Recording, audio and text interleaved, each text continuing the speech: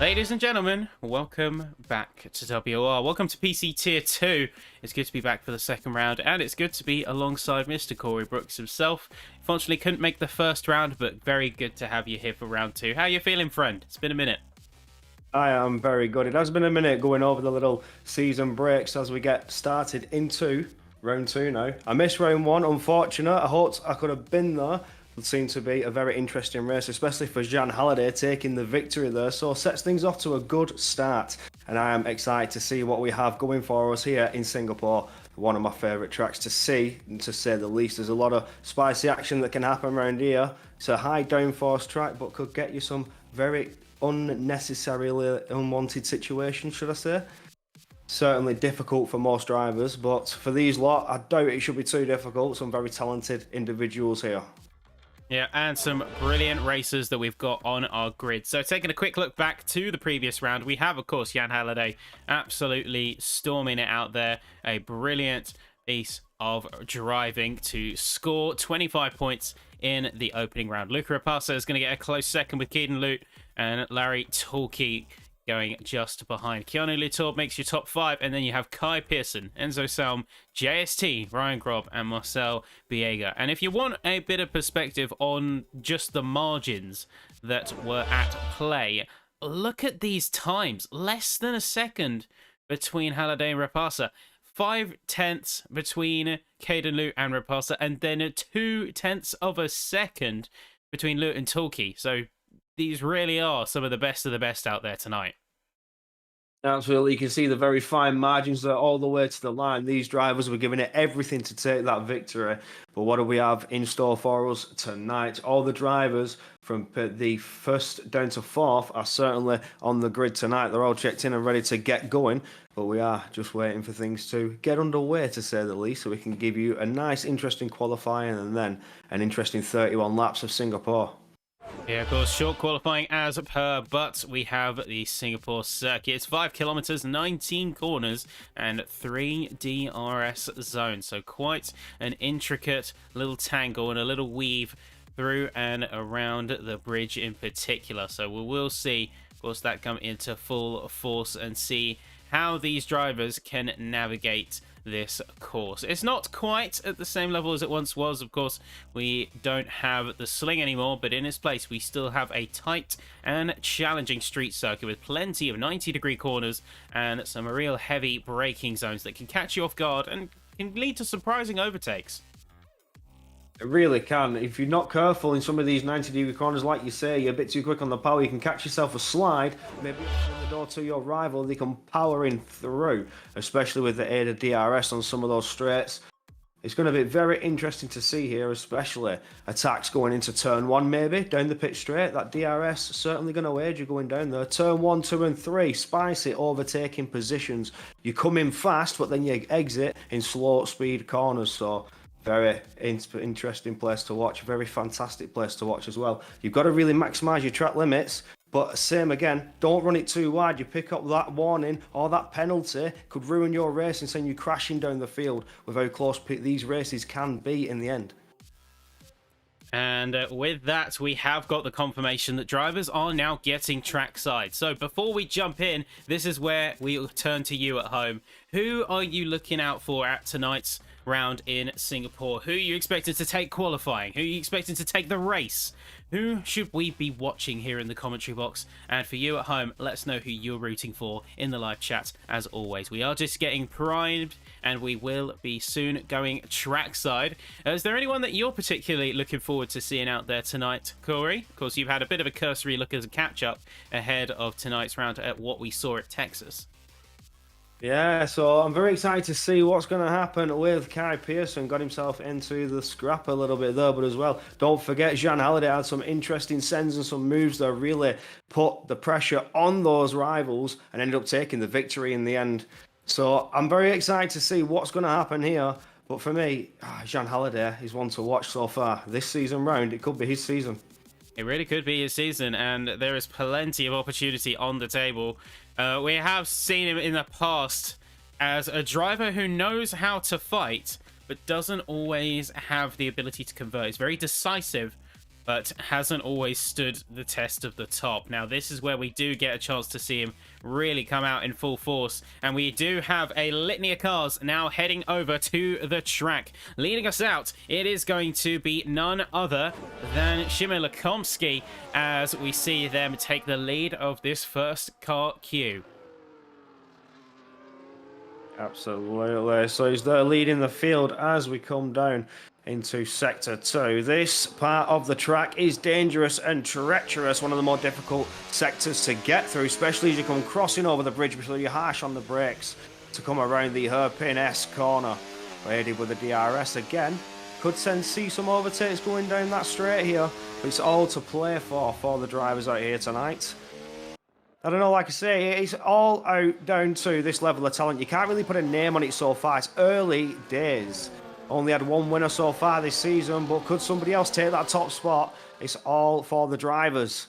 Strategy is certainly going to be one to watch. Will we see team tactics potentially, but this early on?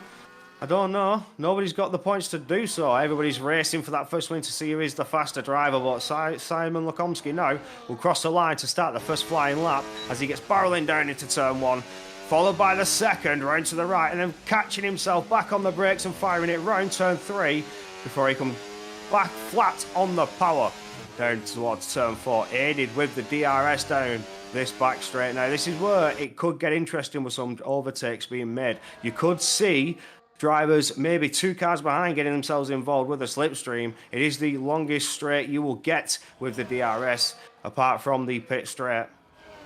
He's looking very clean for Lekomski. He's looking very comfortable here. No snaps, no wobbles. He's looking very comfortable. It was a little bit of a tap on the back right, though, so I'll be a little bit wary. I'm noticing how he's almost throwing the car, scrubbing the front tyres, and then letting it be dragged almost back into line. Quite curious, that driving style. Yeah, he may be struggling with temperature, so he's really throwing the car in to try and help him and get that grip, get that rotation in.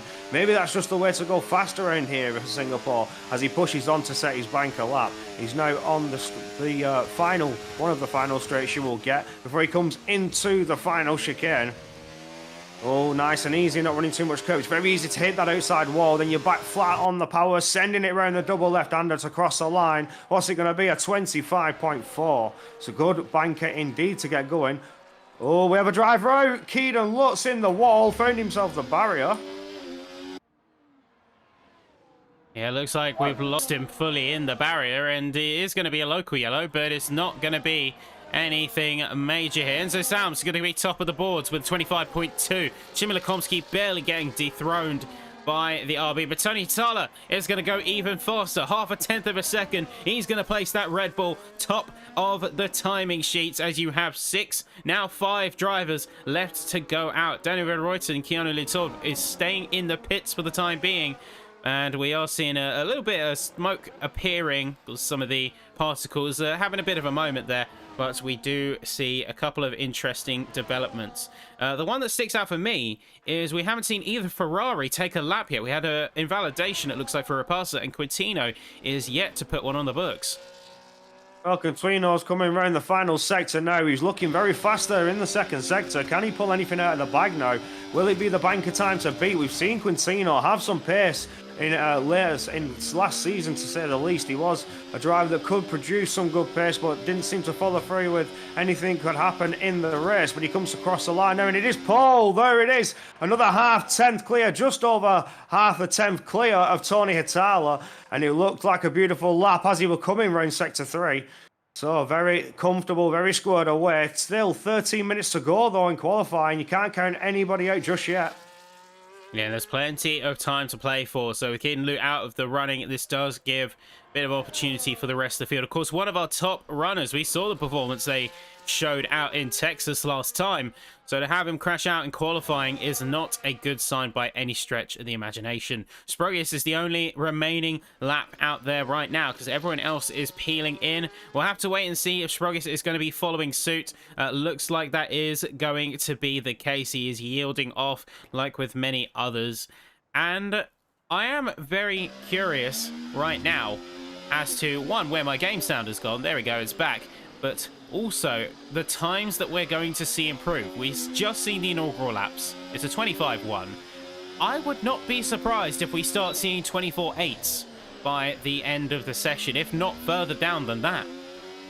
Yeah, certainly was on the table. You see Quintino's time there, almost breaking into the 24s already. A tenth and a half away from being a 124. So it's certainly something to aim for Quintino. Maybe this is where he's going to push himself and challenge himself, get himself into those 24s, maybe even the 24.9 he'll be happy with.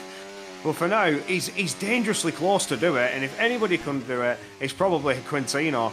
But Tony Atala also, he could also be in striking distance, 2/10 away. You can't count anybody out yet.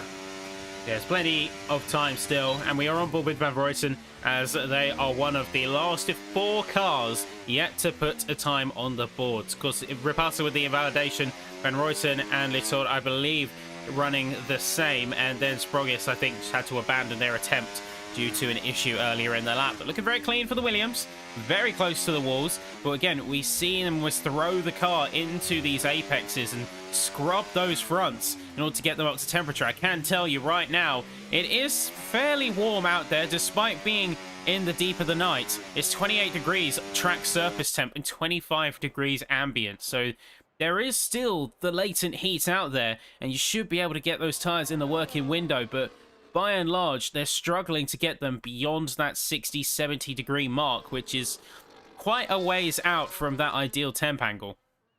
Absolutely, seems to be struggling definitely with tyre temperature. Maybe this is what's affecting the time so much. You can see drivers, oh, Danny Van Ruyten jumps up to P2 there on his banker. Another driver potentially in contention to break that 24. It's all to play for. I mean, I've seen Danny Van Ruyten race before. He does have the capability to pull some pace out when it is needed and produce some very good drives. We still need to see a couple drivers still to set a time, though. You know, Keaton Lutt's not going to get that time in. He unfortunately found himself in the barrier, put himself out of this qualifying. However, Luca, Keanu and Rehards need to get a time on the board and do it soon to see where the pace is at. We're on board with Luca right now, of course. The driver to beat besides Jan Halliday himself here in this championship thus far.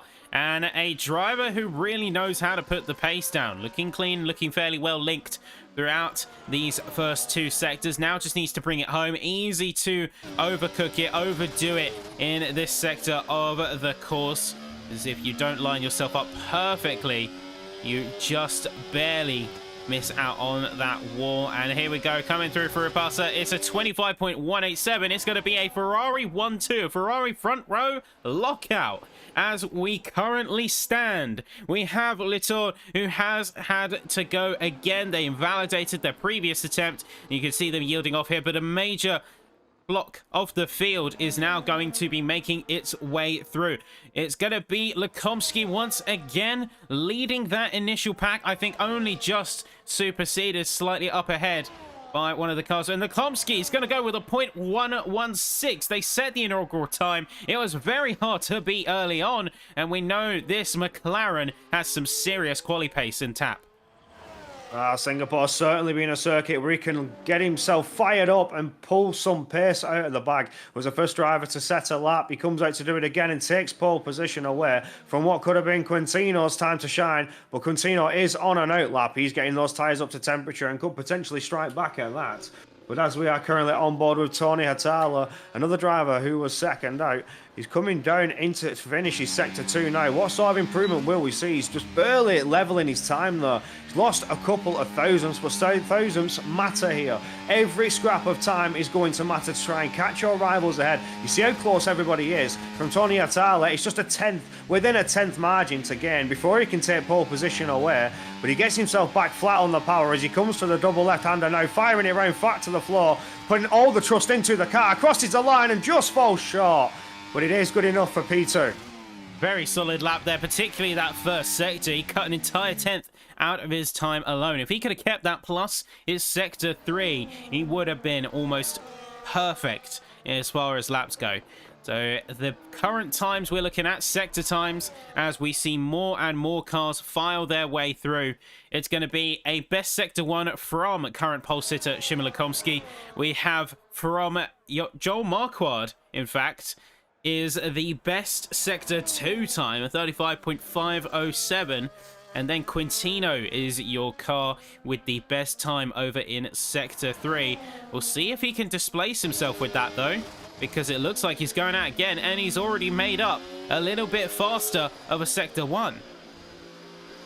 Well, it could be looking very interesting for Quintino. You know, he took the fastest lap on the bankers. Can he pull out another fastest lap here now and dethrone Lekomsky? Lekomsky looking very quick so far, but still, we're hoping and praying for that 24 time to come. These drivers struggling to brake it a little bit, but you can see how he's throwing the car through. The apex is there as he comes over the bridge. But then he was harsh on the brakes again, flat to the floor, aided with the DRS. Does have a lot of battery at his disposal, and he is a tenth and a half up almost. So this could be it. The 24 time to beat. Is Gabriel Quintino going to be the one to do it? As he's now draining all the battery, burning it all down this back straight. It's the one straight you will not get DRS on. He fires it round to the right, back around to the left out of the final chicane. Very careful not to hit that wall, and he's flat to the floor in the double left-hander. What sort of improvement will it be? It's a 25 flat. Oh, it was to be, but lost a little bit of time in the third sector there. It could have been the 24, but he just fell a little short. And that is going to set the narrative in stone now. It's really going to be time to see who will be that person. Who's going to be the one to crack the 124s, that fabled time, and really seal themselves amongst the top here in qualifying. We're here with Latour right now, one of two cars remaining to set something on the books. The only other car being Sprogis, but they have once again invalidated. We'll see what time they can get out of this first sector, and that'll be heavily indicative of the pace we're looking forward to seeing. 0.797. That is going to be the same time as Igor Pasecki, and that is going to be about a tenth and a half off of peak pace. But if they've set their car up for sectors 2 and 3, they'll more than easily be able to make that up. We've seen the differences in strategy and how that can play out in real time as you see him throwing through these sections. We see him throwing it all the way through the sling down into 13. Try and get on the grip and on that power as soon as possible, opening up all the taps down the DRS straight, and it's going to be a solid second sector there. 35.4, much closer to the pole sitters, and this is where now coming up to the Ferris wheel before diving down on those brakes just before the 50-meter board, throwing the car through left, right, left again, and through the double lefty all the way to the end. Now, what's it going to be for Keanu? It's going to be a P3. Very successful run for the Mercedes. Oh, Jan Halliday, though, has just jumped up to take P2. A 25 flat again. Maybe a driver looking for that fabled 24 time, but just falling a little short. Certainly within striking distance, I don't know what the time's going to be like. Will he be able to get back round again in the pits, fresh tyres, and go again? He doesn't have the battery or the energy to go for one more lap here, but I doubt this is going to come his way now. Maybe that's his last run and done and dusted. He's not going to improve from there. Will he have the time? It'll be a very tight margin if he does go for it. He's going to have to basically beeline it as if this is another qualifying lap, and then pray that he will be able to jump out there before the checkered flag. I think it's too close to call. I don't think he's going to be in the position where he can go for it. I really do wonder if he just put everything into this lap and then he said, right, I've had my fill. That's me done for this quali session, because any positions that I need, I can make up in the race. Early on board with Igor Prosecki. I wonder if this is a lap. He was up on his delta time early on, but just currently coming out of second sector, managed to lose a little bit, but he was still leveling out. Maybe it's in the third sector. Like you said, oh, he caught himself a little bit of a slide there, but managed to collect him. He's diving into the pits though. Maybe he would have put the lap in if he didn't catch that slide out of the third sector.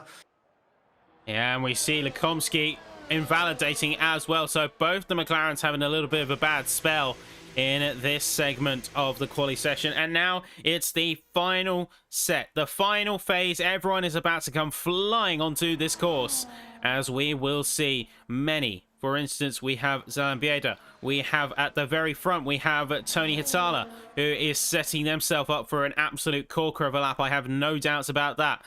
Of course, who is going to crack into the 24s? We'll have to wait and see. But so far, you have Quintino, Lukumski, Latour, Hitala, all within that close proximity, followed closely by Rapasa and Van Ruyten. We'll see what they can do. Here comes Tony Atala, round 1, 2, and 3. Dispatched off, looked very clean, tidy, and squared away. Certainly confident coming through the opening start of this lap. But now, as he fires it around turn 4, this is where he'll get the DRS. He needs to maximise that straight line speed, keep all that momentum on his exit. Bit of traffic ahead, but collisions are off, so it should not pose too much of a threat as he comes firing around now. Just about to finish his first sector. Oh no, he's finished first sector, sorry. Now into sector 2 to start it. Coming around, where's he going to be? Is he going to be close, or is he going to clip that wall? Very close to it, but didn't catch himself. A little bit of contact. Got to say, he's freely throwing that Red Bull around these corners here now. You can see the way he's throwing it over the apex there, trying to cut as much as possible without catching himself that invalidation. Oh, he's clipped the wall there. Very slight on the exit coming over the bridge. He may have caught himself a little bit of damage. Maybe it was the wheel, just tapping his outside wheel. The right front may have taken a little bit of a hit, but as he's coming through into sector 3, he's still going for that lap, still burning that battery down that straight. You see a lot of drivers burning it here. They're not aided with the DRS on this straight, although it would be seriously beneficial. Too many DRS zones for overtaking it. Oh, slides himself there, tapping the wall ever so slightly. He's not happy with that. He's not got it. Crossing the line for a 25.6. The interesting thing was he actually was up on his second sector. He had managed to gain time despite the perceived contact. So there was certainly something on the cards for him there out on that run. It just, in the end, didn't really link up. Decided this was not the run. This is not the day. We have Enzo Sam, another Veloce Academy driver, making his way right now up to the course end. And what will we see from him? Put a very strong 0.266 down in the early stages of the session. Can he get anything faster? Final 10 seconds before the checker flag falls. And it's going to be a P3 with a 0.097. Very impressive from Enzo there, as you have Keanu Latour, who's just going to be following behind. Who's going to be coming up next? Sprogis, once again invalidated. Checker flag has fallen. He will not get a time on the boards. Jan Halliday does manage to get across that line just in time to finish, but not to set a new one. So we have many other cars firing their way through. Yannick Schmidt, 0.105. We have Quintino, of course, one of the drivers that we will be keenly watching as the current pole sitter. Are they going to be going for anything further? Well, he could potentially gain more on his lap. It depends. Did he have everything he needed to potentially break that 24? We hope and pray for it to come as he comes powering towards the line. He's not. He was down on his time. He was down by just under a tenth. But for now, Danny Van Rooten jumps up to P2. Oh, interesting. Very good for the Williams there. Can anyone bring a kind of match to it? Rapasa coming up to the line now. It's going to be a 0.121, an improvement, but no dice on the kind of improvement that they were looking for, as many others are going to be now making their way through. We have Zion Bieda, who is invalidated. We have Ryan Grob, who's just crossed the line. Of course, Latour on the cooldown by this point. No, actually, cooldown was he's on a lap. He's up on his lap. He could go for it. He's got a P5. I saw the invalid. That was my mistake earlier. But there you go. Seriously impressive. 2 milliseconds ahead of Yannick Schmidt. Wow, that was a lap to go. I was on board with him just as he finished his second sector, and he was just under a tenth up on his time. So there was more time in that lap. The third sector cost him a couple of thousandths, maybe a couple hundredths, but still the time good enough for P5 for Keanu Leotard. That could have been potentially challenging Danny Van Rooten's time if it didn't lose those little hundredths there. There you go. You have Quintino, who's taking the front row alongside Danny Van Ruyten in the Williams with just a quarter of a tenth apart. Then you have Jan Halliday, Enzo Sam, Keanu Latour, Yannick Schmidt, Shimon Lakomsky, Luca Rapasa, Joel Marquardt, and Tony Hitala making your top 10, followed by Grob, Imtiaz, Tulki, Bieda, Piasecki, Pearson, Ertz, Biega, Lut, and then Sprogis. Both of them not setting times on the board, unfortunately, owing to 1, a crash out, and 2, just an invalidation on their laps again and again. I have to wonder for Sprogis, was there ever a point where they maybe considered just backing off and getting something in the books? Because that would have been an automatic P19. I don't know, maybe just felt I didn't have the time. No, I don't know. Could have happened. It was a very strange one though for some of the drivers. It was a bit mixed. I wasn't expecting the pace to be so mixed, but like I said, you can't expect anybody. You can't just count out anybody in these situations. Anybody could just crawl out of the back. It's early in the season. People improve over the breaks to get the practice in. They manage to improve their times and the way they drive and the driving styles. Maybe even the game gets an update and the grip levels change, but we haven't seen so much of that so far. The drivers are just settling in to new style setups. As I've seen a couple of setup changes improve a lot of drivers' pace. You know, as the game goes on, you learn better ways to drive it. But for now, Quintino taking that pole position. I'm excited to see what's going to come here. Will he challenge Jan Halliday? But Halliday still qualifying quite high up. Could potentially put the challenge back on for another victory here. Will it be two on the bounce? Or will Quintino take his first win this season? And we'll have to, of course, wait and see for that. So bit of number crunch before we go to a quick break. The theoretical best was, in fact, a 14.8.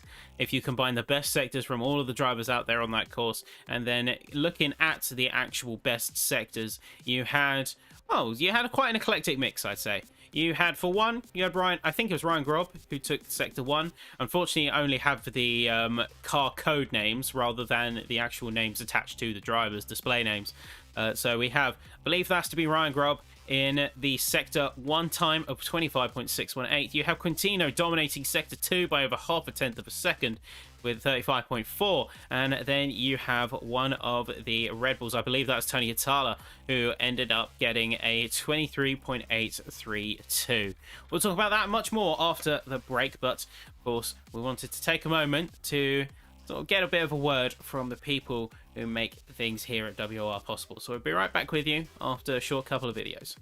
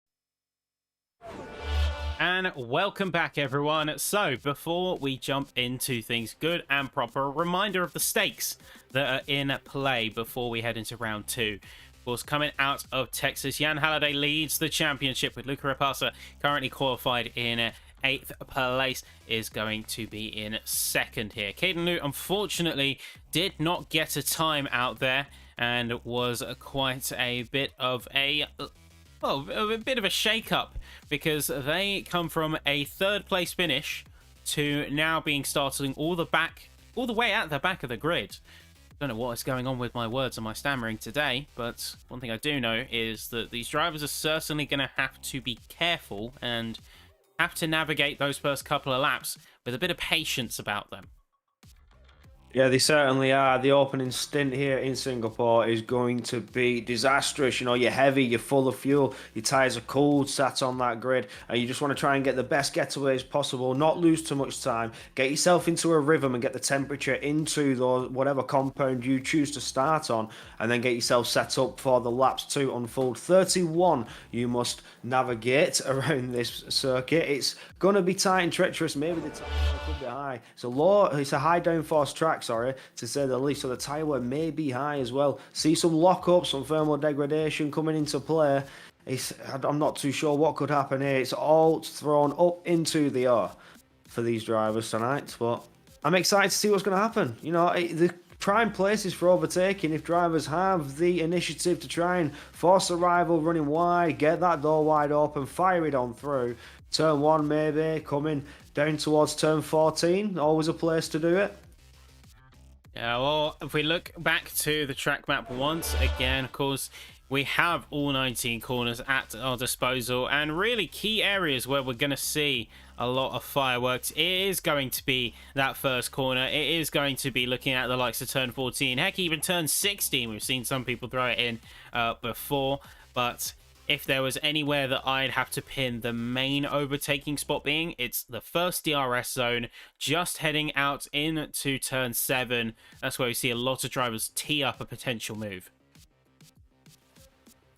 Yeah, absolutely. That could be the place to do it. You know, it's very long back straight, you know, with the slipstream and the DRS and the ERS. One of the places you can get some serious speeds down here in Singapore on this street circuit. The grip is already fairly low, but you can really send it down there into turn 7. Really, maybe even the outside line is possible for you. Force your rival to clip that curve, get himself to slow down a little bit more than he would like to. It's all about the battling and the strategy. You know, you're always trying to force your driver into a mistake, pick up track limits, run on wide. In that sense, within legal limits, it's the mind games that these drivers pull out to take what could be the victory in WOR Tier 2. So, I don't know. I don't want to put a name to it yet because, like I say, the qualifying looking a little bit different from last week. Some drivers having some serious pace here that could fight back and take a victory. Yeah, well, there's some serious pace on the course as a whole, and if there's anyone that I'd be keeping an eye on, just purely off the basis of the sort of not out of nowhere because they were showing semblances of pace, I'm going to be keeping an eye on Van Ruyten just because they apparently have more in the tank. I could see them in the chat saying that they'd lost time. So everyone has a bit more time and a little bit more push to give. And I'm very curious to see what Danny can do out there.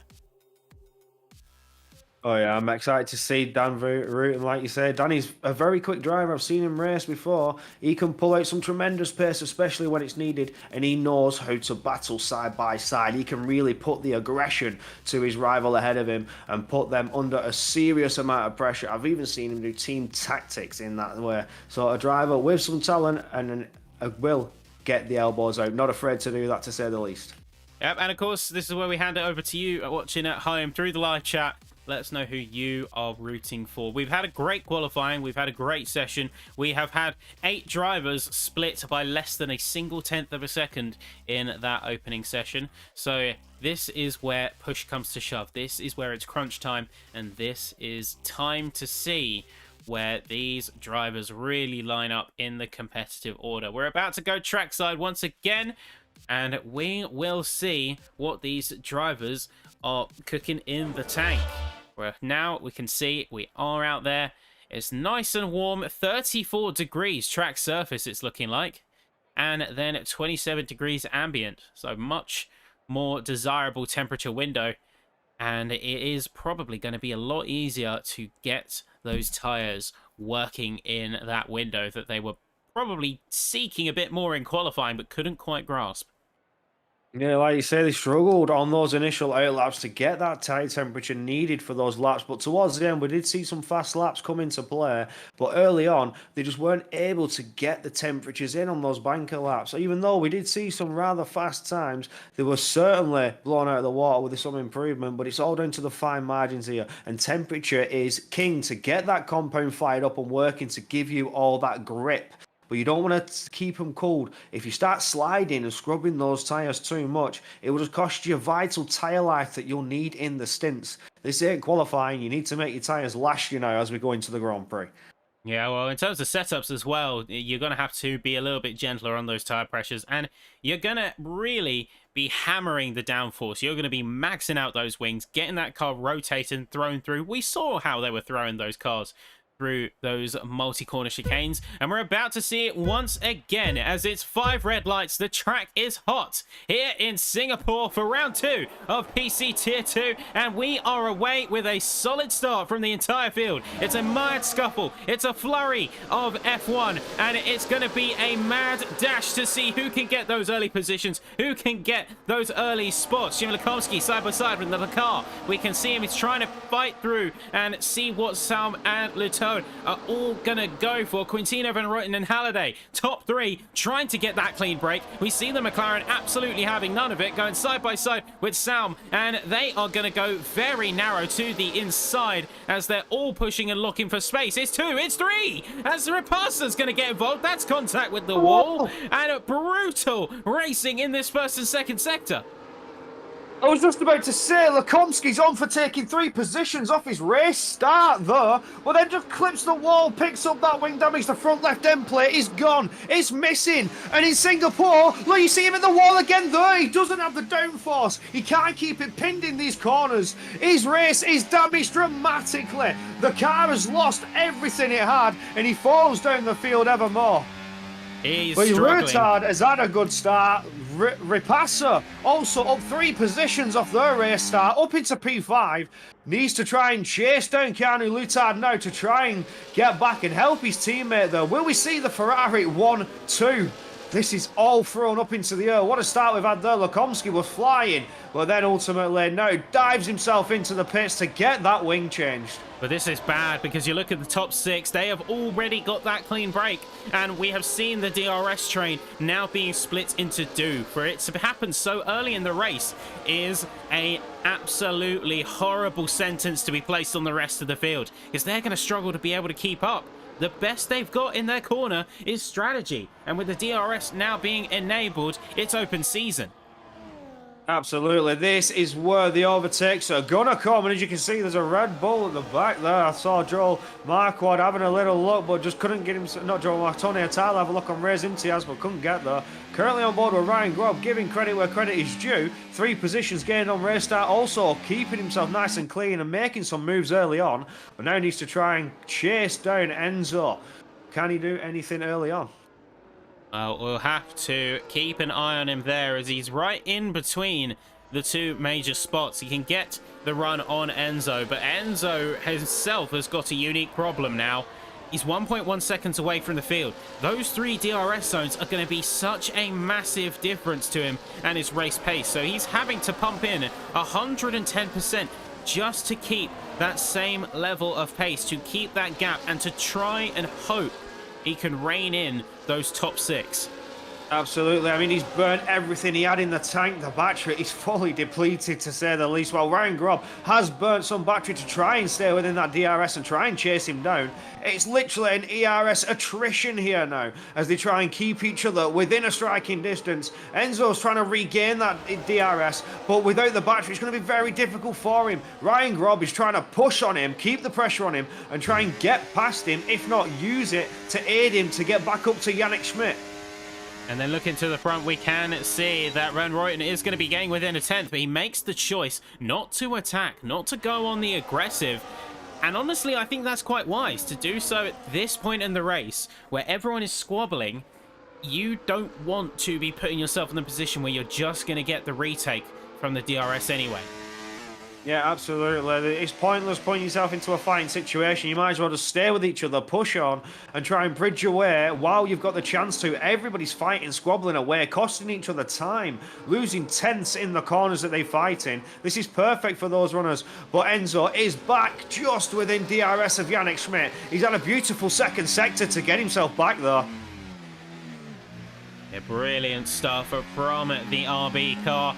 He's going to still have to fight because he's still on the edge. He's on the precipice of holding the line, but he's not quite going to be in the clear just yet. He has to squeeze a perfect chicane if he wants to tuck it in within that gap. Looks like he might have done it. Let's see if he can open that rear wing as he comes through. Start, finish straight. He's got it. He is back in the game, back in the DRS. And this fight is on once more, but that leaves now just himself and Ryan Grob joining the front train. Reyes Imtiaz, he's going to be the one left out to dry this time. Yeah, absolutely. You see 1.7 seconds. He has no aid of DRS with a lurking Tony Hatala behind him, looking to strike, but Tony just clipped himself on the rear on the wall though. Got himself a bit of a slide, maybe slowed him down a bit. Even with the DRS, he's not gaining as much as he's like. He's now he's not Joe Marquardt potentially under attack from Larry Tulke. Yes, it is. Larry's certainly going to try and get a position done as he does. Does he put him under attack from Justin Ertz, Joe Marquardt, after losing that position? Is he compromised early on? I don't think he is. He's got himself collected once again as we push through second sector now. We see Tulke has got the move on Marquardt, and this is where Marquardt is going to be flanked by Kick Salbers, and I wonder what they're going to be able to do with that, because at the same time, oh, we do see a firing through of Justin as there is contact on the side, and we also see Ryan Grob, who's gone for the move. Enzo is going to be yielding on this occasion, likely because he himself has once again fallen away. I think put everything just to take a glimpse of that top train's ERS and DRS train, but now has fallen out of it again, and Grob is going to be taking the lead role in the Haas. So now we have those two cars who are effectively marooned. Now Reyes is also outside of that DRS though, so Tony Atala looking for it, trying to get past him, potentially get back up there to try and fight on Enzo, fight on Ryan Grob. We've seen Tony Atala in some higher positions than what he's in today, but he's just trying to level, and he qualified there in P10. He stays in P10 as it goes, just sort of running his own race, waiting for the opportunity to maybe get past, as he does there, take it with the DRS. You know, Reyes Imtiaz not having that DRS advantage, just cost himself a little bit there. But they're not close enough to retake DRS from Enzo, not just yet. They are going to be within a couple of tenths. It's about how much they want to push versus playing conservative and playing a little bit safer just to hold their own race for now, which I think might be the better approach if the example of Grob and Salm are anything to go by. Itala, meanwhile, is going to have some strong pace, but we see a lot of drivers who are just sort of slapping the tyres against the wall on the exit of some of these corners. If you can avoid incurring damage, by all means go for it, but it is certainly a risky play and does unsettle your car, especially if you're trying to get on the throttle early. Yeah, absolutely, but you see they're trying to throw everything into these corners. They're trying to gain all the time that they can, giving it push, push, push, lap after lap, and those little taps with the wall, you try and avoid it, but for now it seems to be doing them favours as they try and close in on each other. Ryan Grob almost got that DRS there, still just a tenth away, cannot get close enough as of yet. However, Janik has got past Luca. Oh, we see a yellow. That's going to be for Shimon Lakomsky as he drops the car, albeit briefly. Manages to avoid major incident, but this race has gone from bad to worse for him. Remember, he started out in 7th. He had a great quality and pushed up very early, but then the leaders as well, we can see they have gone for a bit of a trade. The pendulum has started swinging. Quintino is going to be dropped into 2nd, and Van Ruyten is going to take the lead of this race for now. I expect that to definitely be challenged by not only Quintino, but Jan Halliday, Keanu Latour et al. As we get into the next set of this race. And it looks like we do have a safety car as something has happened. It looks like we have Pearson who has dropped some debris onto the course. Either that or something's happened with Lakomsky. Either way, safety car is out. It's the full course safety car, not even a virtual, just for some little bit of debris. As we see Lakomsky get himself into the pits. He's retired, but there's a safety car. He could have pulled that back, maybe. He was back in the race here. He would have been able to catch back up. Surely the safety car would have let him back in, but he's just not gone for it. It's going to be interesting to see who pits here. Is this the time to change tyres? Only 6 laps completed. It's a risky bull strategy. Is anybody going to play for it? Yes, they are. Danny Van Ruten's going in. Gabriel Coutinho, Jan Halliday, Luitard, Ripassa, Ryan Grob. Everybody diving in there, swapping those compounds. You see Yannick and Joel staying out. Also Igor, Zalan and Keaton Lutz.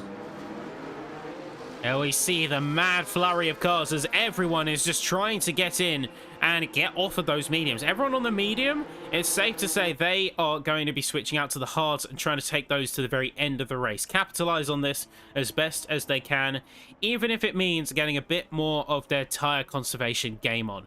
It's going to be a quick switch around, but we have Van Rooyen, who is taking the lead of the second queue of cars. All of the racers who went into the pit lane, Van Rooyen continues to lead, and it's going to be closely followed by Coutinho, Halliday, Latour, Grob, and Salm, as it looks like there may have been some double stack shenanigans also that a couple of drivers might have been affected by.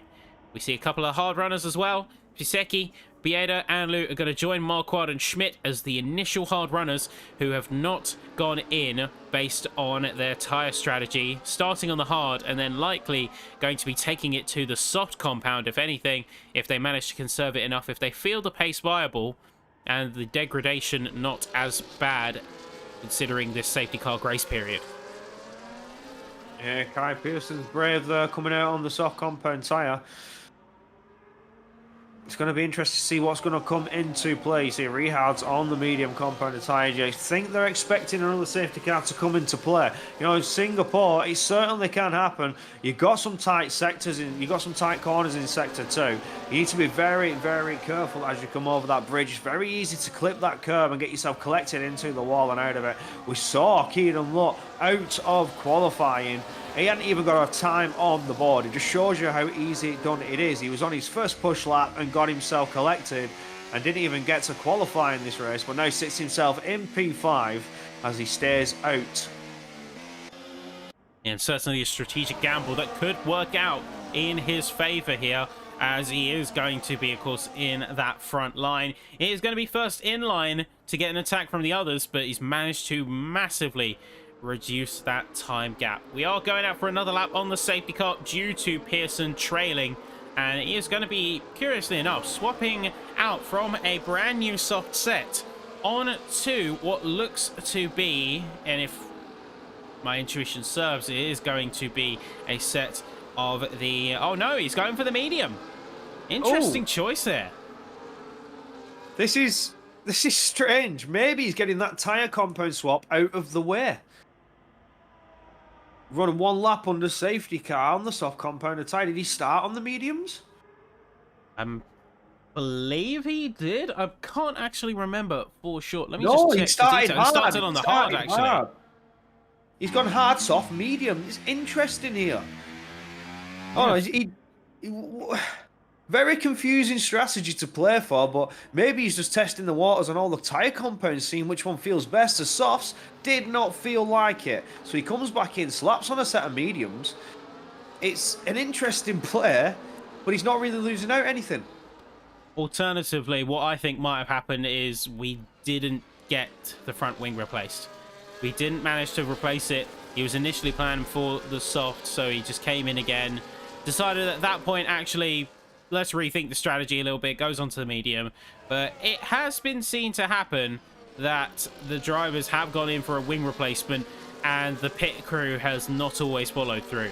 The safety car is going to come in this lap though, and just coming out and through into the final few corners, Schmidt is going to lead the queue.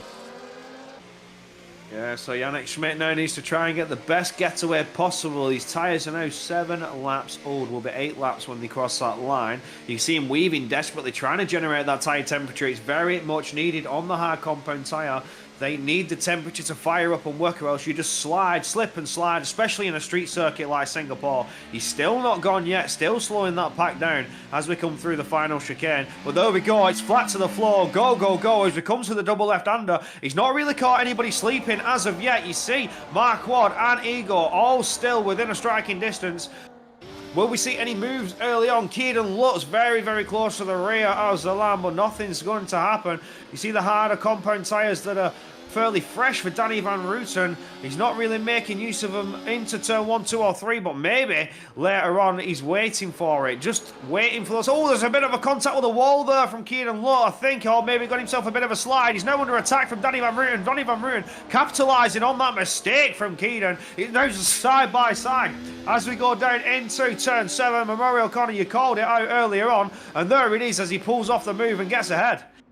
Yeah, very aggressive, but also capitalizing well on that mistake. It's going to be Van Rooyen heading up into P5, and it's effectively going to be putting a tire on a different strategy between himself and main rival Quintino. So this, from a strategist point of view, is excellent, because now Danny can start moving upward with minimal rearward pressure, provided he can keep his cool on. He can keep his composure. We do see a bit of a different story further down as we have Rapasa and Sam going alongside with Sprogis, and Torquay is going to be waiting in the wings. Tony Hitala kind of caught in the middle of it all. And then, curiously, look to the front.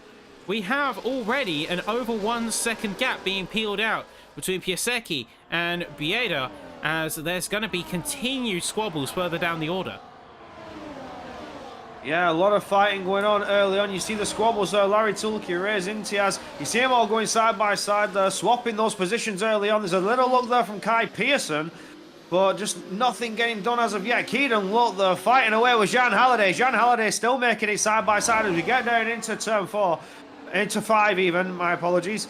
But now side by side aided with the DRS. We could see a 3-car battle here between Lutard, Keaton Lowe, Jean Halliday. They're all pushing against each other, but Keaton Lowe's trying to strike back. Can he get there? No, he can't. Through goes Lutard. Keaton Lowe drops another position there. Yep, and that is going to be the Hasses reunited at P9 and P10, as Lut and Grob are both going to be dropped down. Halliday, very decisive and aggressive move there. This is one of those moments where we were seeing the exact same characteristics from race 1 being so powerful, being so useful. Halliday is a driver that knows when to go for the shots. He knows that fighting, squabbling back and forth isn't very fruitful. So when he goes for it, commits everything. It's a very high risk, high reward ploy. But if he has himself set up appropriately for the move, when he strikes, it's a very difficult ordeal to defend against. Oh yeah, he's a driver that certainly knows how to attack, and he's really showing it here. But I've got to say, Zelan has lost DRS to Danny Van Rooyen, and this is perfect for Van Rooyen to take a victory here. He has the fresher hard compounder tyre. If you keep on the push, Gabriel Coutinho, Jean Halliday being held back. They've not even got the DRS from Zalan now, so they're just dropping time. You see the tenths falling away, 1.5 now. Van Rooyen is just pulling away from the pack. Any driver to challenge him now is going to struggle. He is on the freshest, harder compound tyre out of the drivers ahead of him. Can he get a move on early on? But it's just sort of a bit of a DRS train there. Gabriel Quintino now making a move. Jean Halliday trying to follow him through as Zalan loses 2 positions there. You see Ryan Grob and Keaton Love fighting away with Rapasa. 1 car off the track, but Rapasa goes for a switchback on Keaton Love. Can he make it stick? He's now round the outside. Can he keep it there? They're still side by side. He did very well to keep himself away from that wall. In second sector, who's going to back out? Who's going to have the minerals to keep it there? Not Rapasa has made that move done. Rapasa displacing the 2 Hasses and really going to be breaking up that formation, that fight that was happening just moments ago. You make a great point as well about Quintino, as they have not only lost the DRS, but they've also got themselves a 3-second time penalty as well as Enzo Salm. So this is going to be a brutal wake-up call to the Ferrari and the RB. They need to pick themselves up. They need to race as hard as they can, because now they are proverbially and literally racing against a ticking clock that's working against them. Yeah, absolutely. They just need to push, try and gain all the time they can. Can they pull away from anybody else? It doesn't look like they're going to. They're sort of stuck in that little DRS train. Unless Quintino, he's had a turn 1, 2, and 3 of his life. He's broke himself almost back into DRS, but he wasn't at the detection point, I don't think. Was he? He was. That rear wing is open. I don't believe it. He managed to pull it out. He gained 3/10 through 1, 2, and 3 and hit that detection zone. Managed to pick it up and close in a little bit more on Van Rooyen. Now he's back in the fight, but with that 3 seconds, he's going to drop the positions very quickly. If this is the time order, we go all the way to the end of the race. You see the DRS train there. P1 down to P7. He's just going to drop himself down to P7 and lose vital points that he's going to need. Every 10th counts, and this is where the drivers have to prove that they are willing to fight for those 0.1s, those 0.2s. We're on board. We're a little bit further down. We see Sprogis, who's in a bit of a different situation. He's on the medium alongside Kai Pearson. Now, this wouldn't be remarkable in and of itself until you realize that they are on the mediums in a sea of hards and they're not getting those upward moves. It's not really happening for them. Now, you compare the fighting between Grob and Bieda. Now, 6 laps between hards. There is a pace difference, but it's not the same as medium to hard. And this is what's almost perplexing in a way about what's going on with those 2 medium runners further down. Yeah, it is. If they're not making moves early on, when those tyres start to feel a little bit grim in a couple more laps time, those harder compounds are going to fire up and pull away from those medium runners. It's all about the difference in compounds. They're just going to lose all that life, all that vital grip they're going to need. They may be quicker now, but they're just not using that speed advantage to their advantage. In fact, they're just staying exactly where they are, not making anything done, not making any earlier moves, which is where you need to do it. We see a change there for the back end there. Keenan Lutt dropping another position, fighting away with Rihard Sprogis. Could it be? Is this where Rihard starts to make a move on those medium compound tyre? He gets in past Keenan Lutt. Keenan Lutt, though, has 6 lap older, harder compound tyres. They're going to feel even worse at this stage in the race. But they're obviously going for that longer strategy, trying to hold it out. But they just drop in positions like a stone. Everybody boxing, everybody having those fresher tyres ahead of them, are just losing out lap after lap. And we have Van Ruyten going for the 3rd place spot on Pisecki. And he is going to once again displace a driver who's running those older hards. Those must feel like granite rollers at this point. Compared to some of the softer tyres, and especially coming out of quali, these things are going to be much harder to get to grip up and keep the temperature too, which is the other major concern that we've seen with these races. Van Ruyten, though, regardless, up into P3. Quintino going to be closely followed behind, but he is going to be looming in the shadow of that 3-second penalty. So the best that he'll be able to get right now is a P8 and potentially P9, unless he moves forward and does it fast. Yeah, it really needs to get the knuckle down, get on the ball, and nail these racing lines, nail these apexes, gain time, get past your rivals. You see Jan Halliday there, game past Igor Prosecki as well. So those older hard compound tyre, 13 lap old, they're just dropping away now. They don't have the grip to follow through those corners. Keanu Leotard will now be the next one to pass Igor Prosecki. If he can get the run down, he got very close to that rear diffuser there. So he's just looking for an open door, waiting for the opportunity to come. But he needs to be careful he doesn't lose out too much time and potentially drop DRS. Well, Luca, not much of a threat either to put Leotard under any pressure. He's 1.3 seconds away outside of the DRS, but that time is closing. Maybe the pressure is starting to come now. Oh, it's always been there. It's just about how present the other drivers are making it. And that is such an interesting thing I find about the racecraft. It's knowing just the right places to be to make your opponents nervous. Not even make your opponents lose the position, although we are going to see that with a very brave move from Lito through this final sector. Immense stuff. I knew that there was going to be at least one attempt through those final sets of 3-4 corners. I wasn't expecting it to be Lito and Pisecki out of all people. So very impressive from all of them involved. But this is where the racecraft and being able to put that pressure down on your opponents to force them into making a subtle mistake, no matter how big, no matter how small, and then using that window of opportunity to best effect. Case in point, we have the 2 Williams who are together. It's going to be Van Ruyten. He's going to go for the double. He makes it 1. Can he make it 2? Great exit as Marquardt and Schmidt came to blows. That is an opportunity that Van Ruyten has absolutely exploited. What a double.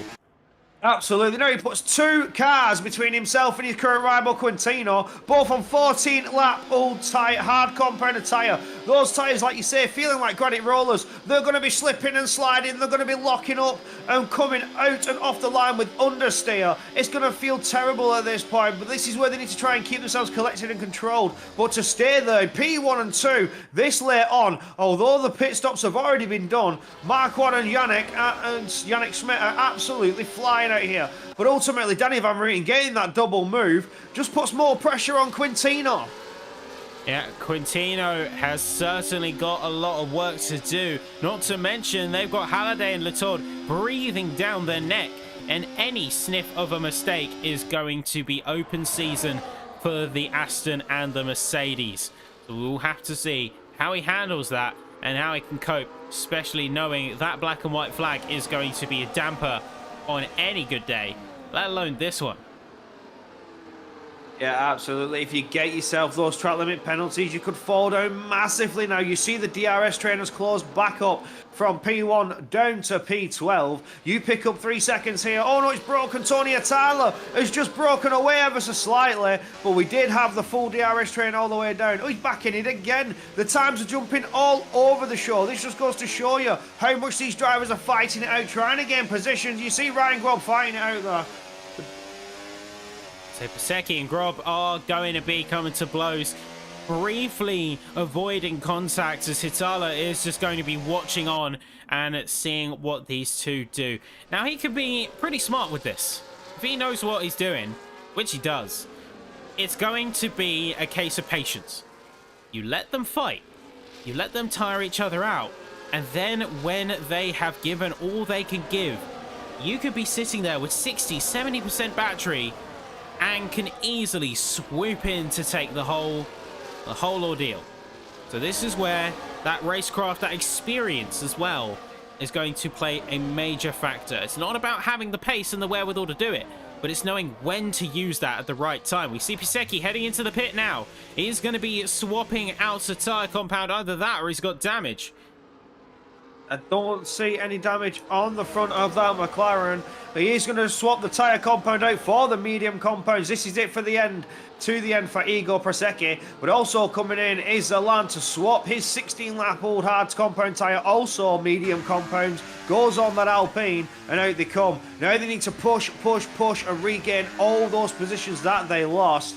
I wonder how this is going to play out. We still have 14 laps of racing to go. And for the drivers who boxed early on that lap 6 safety car, those tyres could feel very compromised and very twitchy within about 5 to 6 laps time. That's all we've seen these other drivers get out of them before they swap for the mediums.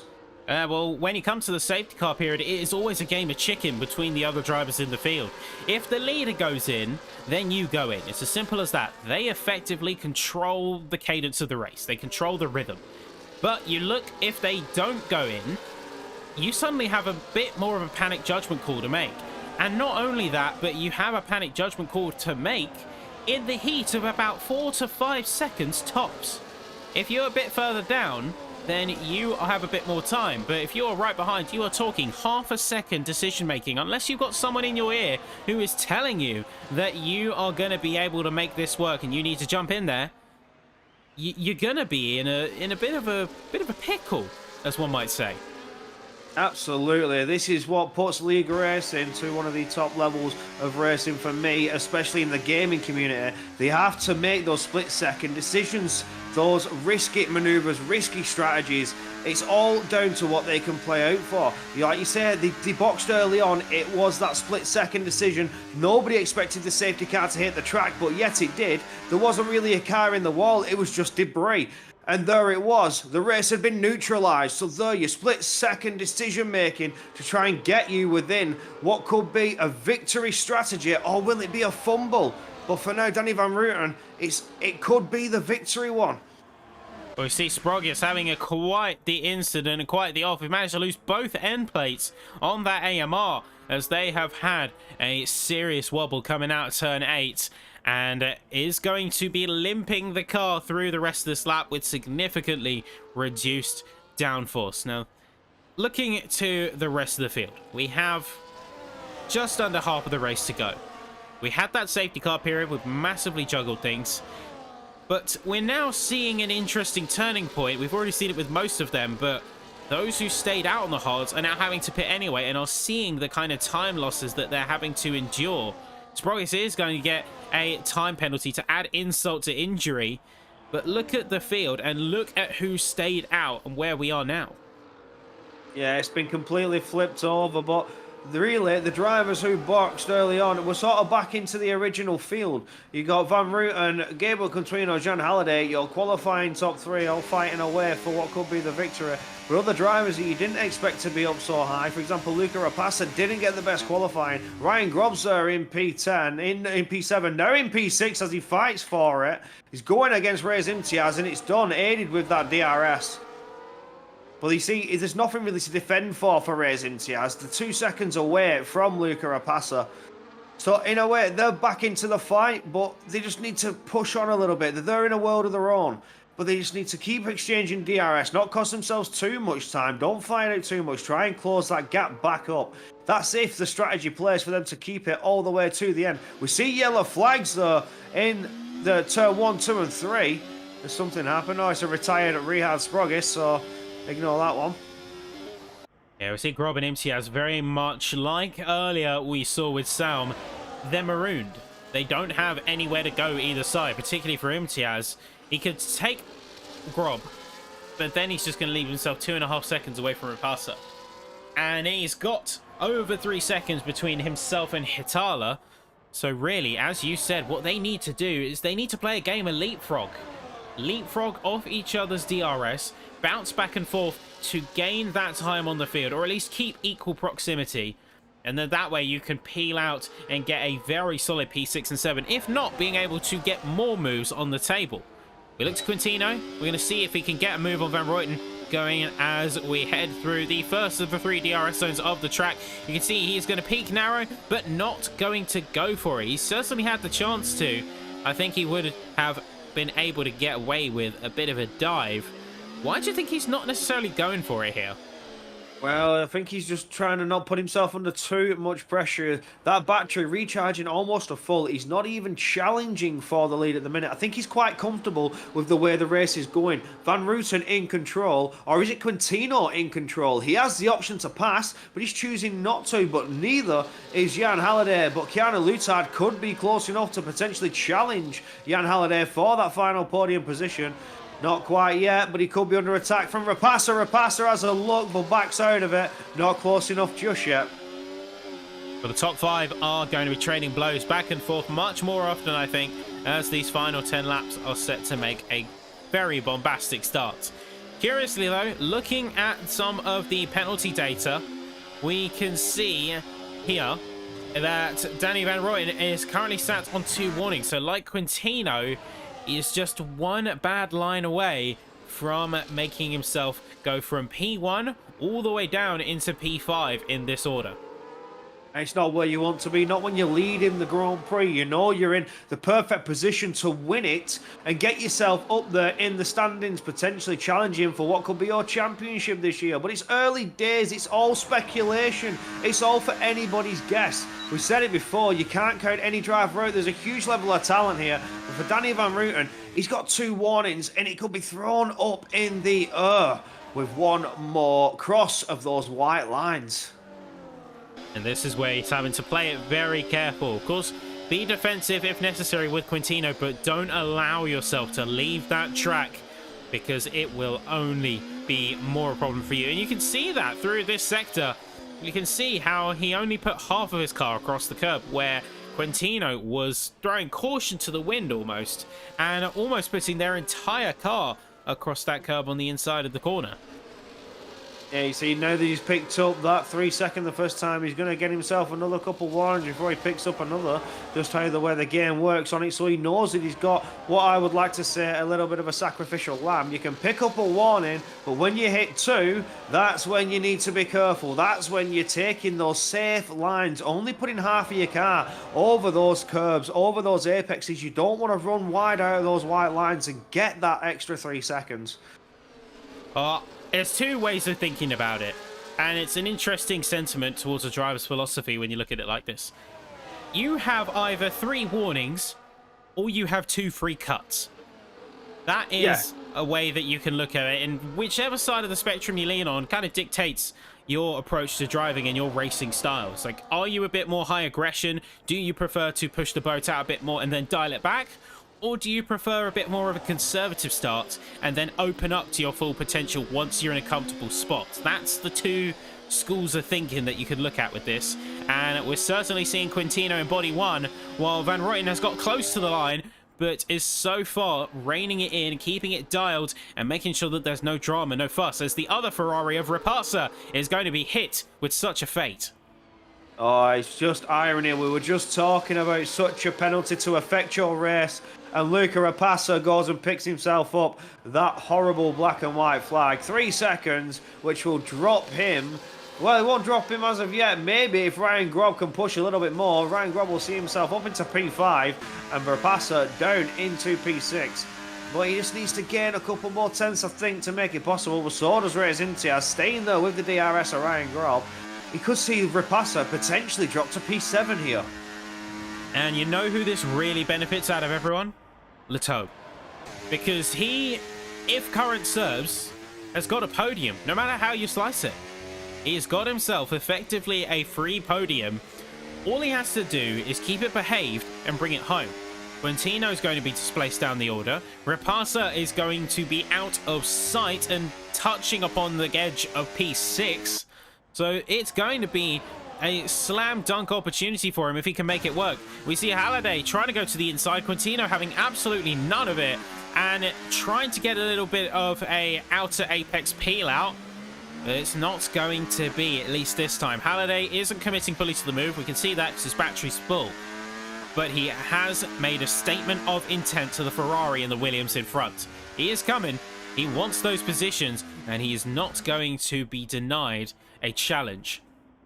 No, absolutely not. You know, winning round one certainly puts you in that mind frame of, I'm going to win the rest of the season. It's my time to shine. You know, your energy is high, your anticipation's high. You're looking very, very quick in the early stages. And right now, he's putting the pressure on Gabriel Quintino, telling them, like you say, kept that battery full, but now deploys some down that back straight to try and stay right there. Will we see the move as he does have another look to the inside, but just does not commit. Like you said earlier on, Sapper, if he does make a move, it's all or nothing. He commits it. So he's just testing the water, just having a look to see what door may open, and then we may see the committed final effect. This is where I think he's deliberately peeling back and he's deliberately poking the nose out in order to elicit a kind of reaction from Quintino and Van Rooyen. He's waiting, he's biding his time. And to get involved in this fight early on like this is a fruitless game. You at least want to wait a bit more before you really start making some big moves. You can see, once again, he goes for a peek, he tweaks it left, he tweaks it right, and it's not going to be a move in the end. So he's all about that pressure and that build-up to late game. Yeah, he's just keeping his nose in, keeping his name on the board, letting them know that he is here, and if the door opens, he will attack. Gabriel Quintino, with that 3 seconds, he needs to keep attacking, needs to keep on pushing, because it's just going to damage his race further. But you see him there just running silently in P2. Although he's been close, he's not yet made a lunge or a move to try and break away. Van Rooyen is looking very strong, though. Van Rooyen with the very strong defense. I have to agree that it's got to be quite a formidable opponent to overcome. We saw him with an amazing double move to take the spot earlier in the race. And now we can see with the two drivers he was squabbling with earlier now well and truly out of the picture. It's all going to be eyes on him as we see that as Kai Pearson, who has dropped the car coming out of turn 13. Now, is there going to be any major consequences? Doesn't look like it. Looks like just a bit of carbon that is off the track surface, so no need for a safety car call. Oh, it's very easily done out of 13, such a low-speed corner. You're trying to put the power in, trying to get your foot flat to the floor as the car straightens out. Sometimes you just put a little bit too much in, line up that rear, and you are round. And obviously, there you say it just picked up a bit of a damage and put some carbon onto the track, but thankfully, well out of the way, so we don't see any yellow flags, any issues coming. And Kai Pearson goes into the pits. Will he stick it out and carry on with this race? 17 lap old mediums he's been on. I think so it'll be soft. Wing change? I think he'll be back on those softs. So yeah, he will. Kai Pearson on the softs, wing change. He comes back out. Fastest lap attempt certainly on the card for him. It's damage control, isn't it? It's denying your opponents the point if you can't get it yourself. You see a wobble from Letourd, barely keeping it out of the front wing of Rapasa. But looking at that front five, It's going to be all to play for. And we see Oh! Torquay. Oh, safety car! Oh my word! Kai Pearson has had the strategy of a lifetime. There, that is going to be Torquay completely crashed out just outside of the 12th corner. So Pearson's in this. He's back in where all hope was lost. He's put on the soft tyres, came back out, didn't say this is enough, and there's another safety car. He's going to get right back into the back of the field. He's not going to benefit now with the safety car being on the track. They're caught under Delta, so I don't know if he's going to pass anybody or make any places now, but later on he certainly will do. The engineers all scrambling, the pit crew flying through to take those rubbers off and put some fresh, soft compound tyres on for a final flurry and shootout. Pearson's not going to get that fastest lap damage control attempt. Instead, he's going to get much more than he bargained for, I think in the best way possible. Is there going to be anyone who stays out, though? No. Everyone is going onto either the soft or, interestingly, the medium. Yeah, we see a mix in the grid here. 5 drivers with the medium compound tyre. Everybody else running soft compound. Kai Pearson already put them on before the safety car comes out, so will benefit in heating those up nicely. He's just run them a little bit longer than everybody else on the grid. I gotta say, I don't see the mediums and how well they work. The only way I can think of it is if those softs are going to deg to an unmanageable pace within about 2 laps. But even with that, you're going to have a major split because Pearson has just gone into the pits himself. I'm not sure what the ploy is behind that, but this is going to mean that the safety car is going to stretch itself out to the start of lap 28. That's an interesting call. Maybe he's not even done a lap on those, and they were under safety car, and he slaps on another set of fresh boots. It's a bit strange, a bit of a questionable call, but I'm just going to hold out and wait for it. Maybe he's got something in the bag that we just don't know about just yet. Well, he's not going to be able to catch up to the queue in time, so there will be another round of the safety car. And this is going to be very favourable to the soft runners because they don't have to pressure the car into running those soft tyres further.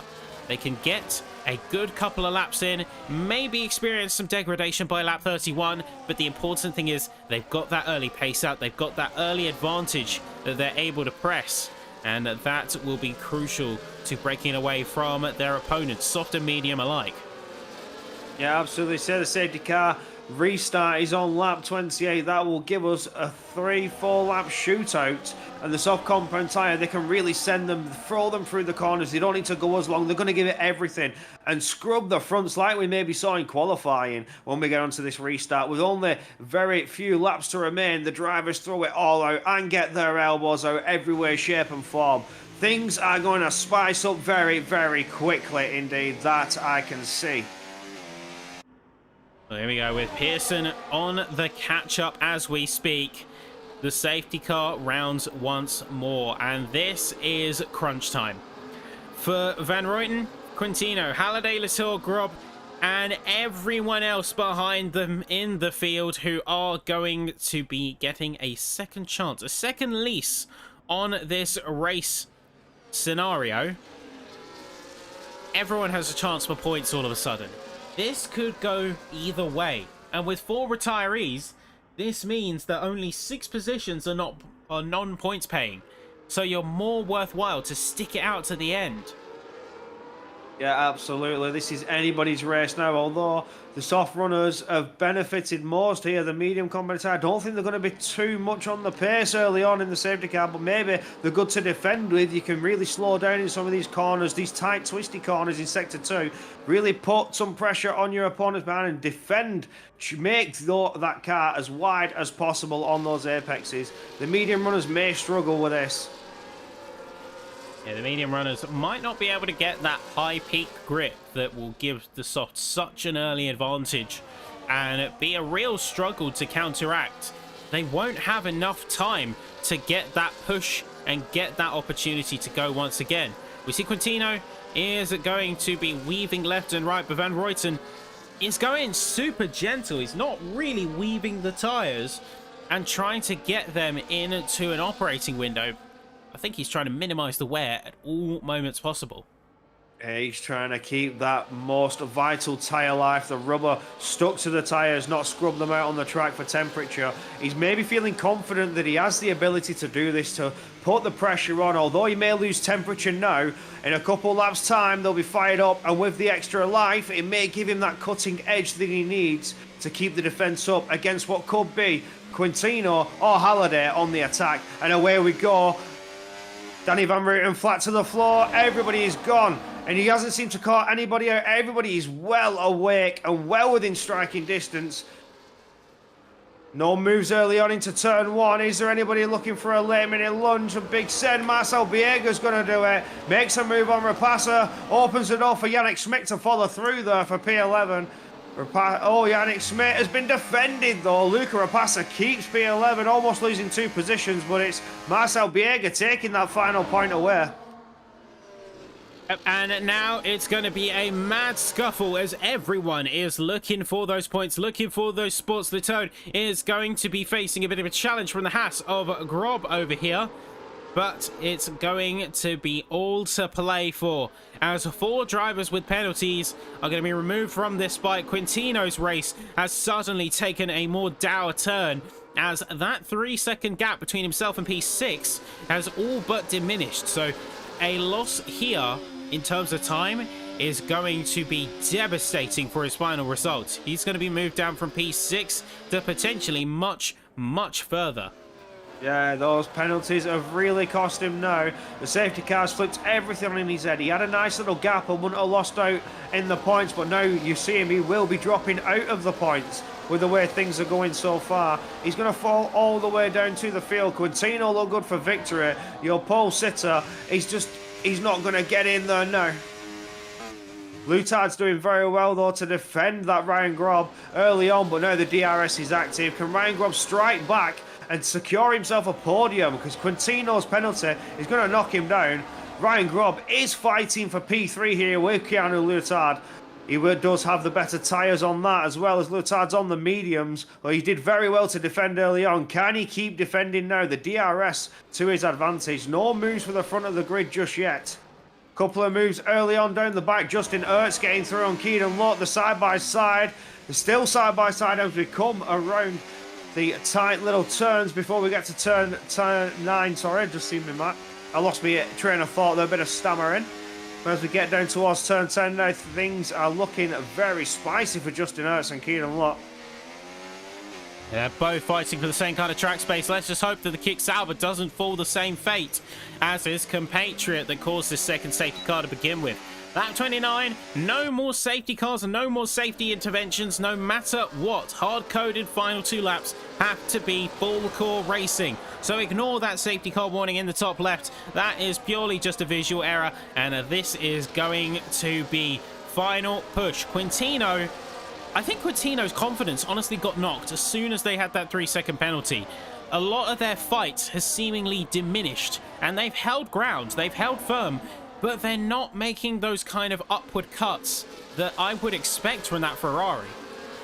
No, I was expecting them to be on the push and keep that Danny Van Rooten from taking victory away. It's nice to have pole position and win from pole, to say that you were the fastest man in that Grand Prix on that day. You even took pole position away. Can you get the fastest lap as well? But like you say, Quintino's confidence seems to be a little bit stunted from that 3-second penalty, as it will do. It starts to play on your mind. You start to realise that this isn't the position you are fighting for. Now, it's still a very strong result. P2 on track. Of course, net penalties are going to change that.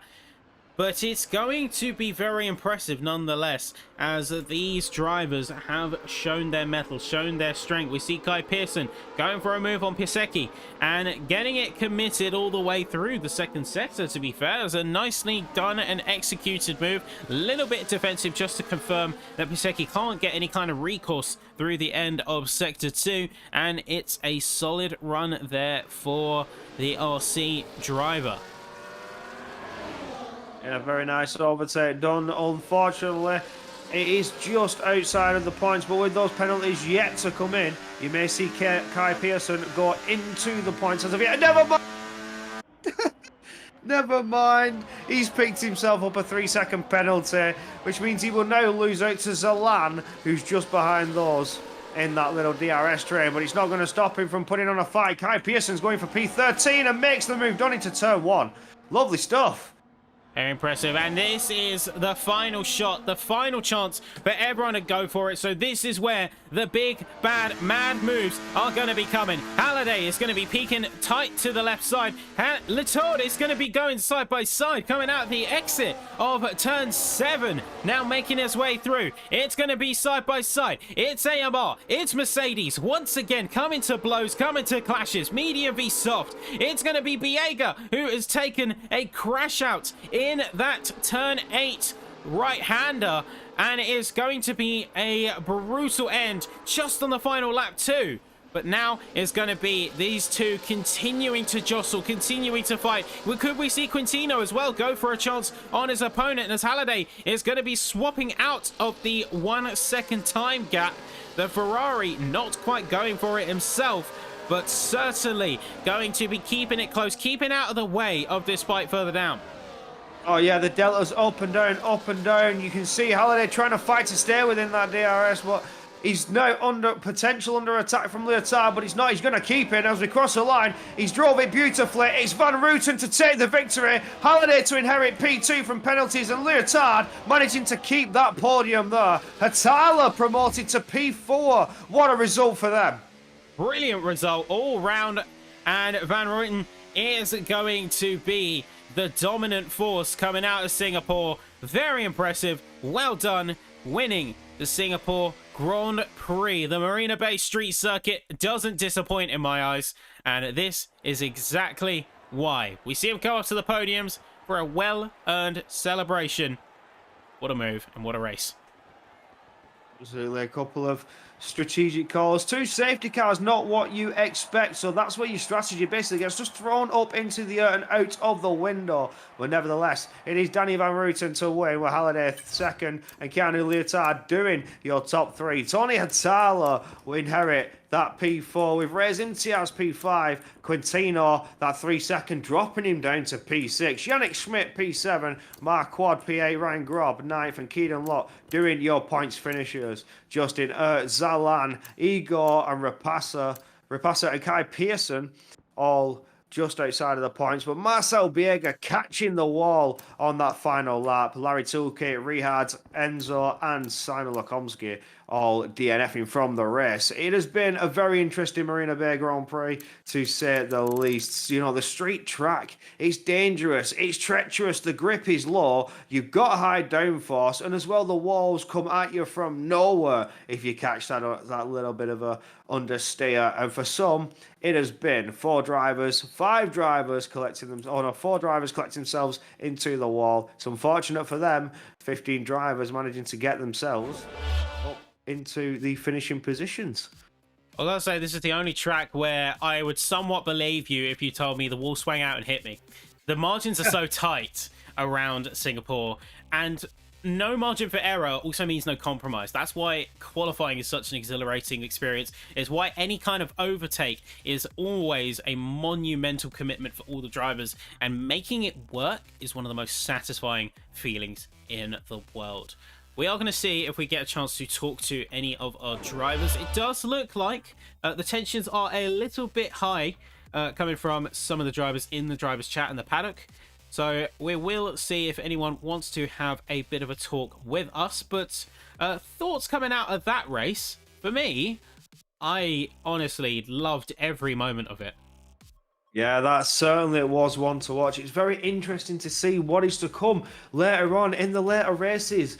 For now, Jan Halliday will extend that championship lead, but this puts Van Rooten right up within a striking chance. Rapasa not doing too well early on. I can't remember if he was in the points or not, but Larry Tulke DNFing there. He's in P4 at the minute in the standings and scores 0 points in this race after that infamous crash to the wall. The kick Salber kicked the wall quite literally. Keanu Leotard, though, getting that podium. He's going to jump up in the order completely. He's got 10 points there so far. Kai Pearson was out of it. Enzo out of the points also. JST did not race tonight, and Ryan Grob was within a striking distance, but picked up 3 seconds and ended up praying victim to that. Marcel Biega caught himself the wall once again. Another driver to be collected in the Singapore walls as they come very tight in that second sector.